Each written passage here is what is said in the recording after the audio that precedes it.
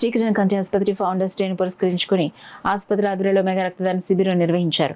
ప్రతి సంవత్సరం November 20న founders day సందర్భంగా పలు సేవా కార్యక్రమాలు చేపట్టడం శ్రీకిరణ్ ఫౌండేషన్ ప్రత్యేకత. సందర్భంగా గత వారం రోజులుగా పెద్దాపురం సిరి దివ్యాంగుల పాఠశాలకు, మన ఇల్లు మన బాధ్యత వృద్ధాశ్రమానికి ఆర్థిక సాయం, నాగమల్లి తోట గోశాలకు, గ్రాసం అచ్చంపేట రెడ్ క్రాస్ అంధ విద్యార్థుల పాఠశాలకు ఉపకరణాల నిమిత్తం సాయం, రాయుడుపాలెం కామాక్షి ఆలయంలో నారాయణ సేవ, కాకినాడ జగన్నాథపురం వృద్ధాశ్రమం, ప్రతాప్ నగర్ మానసిక వికలాంగుల పాఠశాల విద్యార్థులకు పండ్లు, ఆహార పదార్థాల పంపిణీ వంటి కార్యక్రమాలు నిర్వహించారు. నవంబర్ 20వ తేదీ డాక్టర్ చంద్రశేఖర్ సంకురాత్రి పుట్టినరోజు కావడం, అలాగే సంకురాత్రి ఫౌండేషన్ వ్యవస్థాపకులు కూడా కావడం కార్యక్రమానికి ప్రత్యేక ఆకర్షణగా నిలిచింది.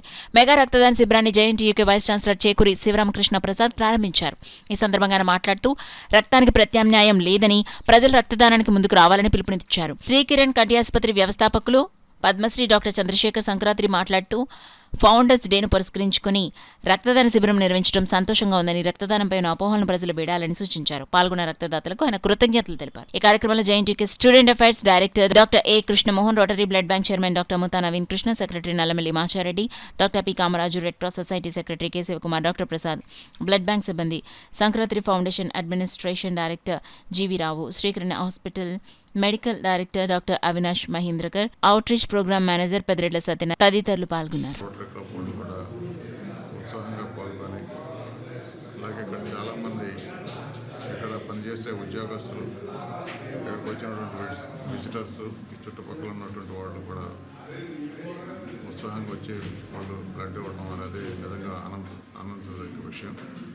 మేము కూడా జేఎన్టీయూ కాకినాడలో కూడా ఒక ఇండియన్ రెడ్ క్రాస్ సొసైటీ వాళ్ళ వింగ్ లాగా, యూత్ రెడ్ క్రాస్ లాగా పెట్టడం జరిగింది.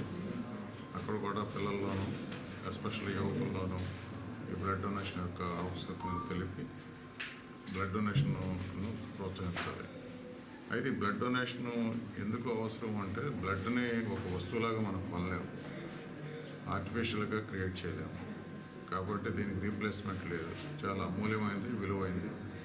సో క్షతగాత్రులకు కానీ, లేకపోతే రుగ్మతల వల్ల కానీ వీళ్ళకి బ్లడ్ అవసరమైనప్పుడు ఇంకొక మానవుడి నుంచి బ్లడ్ కావాల్సిందే కానీ వేరే రకం దొరకదు. కాబట్టి ఇది చాలా విలువైనటువంటి అన్నదానాల్లో కానీ ఇది గొప్పదానం అని నేను పూర్తిగా ప్రగాఢంగా నమ్ముతున్నాను. Thank you. వాళ్ళ వంతుగా రక్తదానం చేస్తే ఎంతోమంది జీవితాలకి పనికొస్తుంది, ఎంతోమంది ప్రాణాలు కూడా వాళ్ళు నిలబెట్టచ్చు. ఇదే కాకుండా బ్లడ్ ఎవరైతే ఇస్తుంటారో వాళ్ళకి మళ్ళీ కొత్త బ్లడ్ ఫార్మ్ అవుతుంది. ఇది వాళ్ళకు కూడా ఆరోగ్యానికి చాలా మంచిది. ఈ విషయం చాలామంది తెలియదు. బ్లడ్ ఇస్తే నీరసం వస్తానో ఏమిటో రకరకాల అపోహలు ఉంటాయి. అవన్నీ కరెక్ట్ కాదు. సో యువత అందరూ అర్థం చేసుకొని ముందుకు వచ్చి రక్తదానం చేసి, ఇటువంటి శిబిరాలు ఎన్నో ఉంటాయి, ఎక్కడైనా చేయొచ్చు. వాళ్ళు వెళ్ళి సమాజానికి సహాయపడితే బాగుంటుంది మా ఉద్దేశం. ఇక్కడ మా సిబ్బంది చాలా అందరూ కూడా యాక్టివ్గా పాల్గొన్నారు. పాల్గొనడమే కాకుండా బ్లడ్ కూడా డొనేట్ చేస్తున్నారు.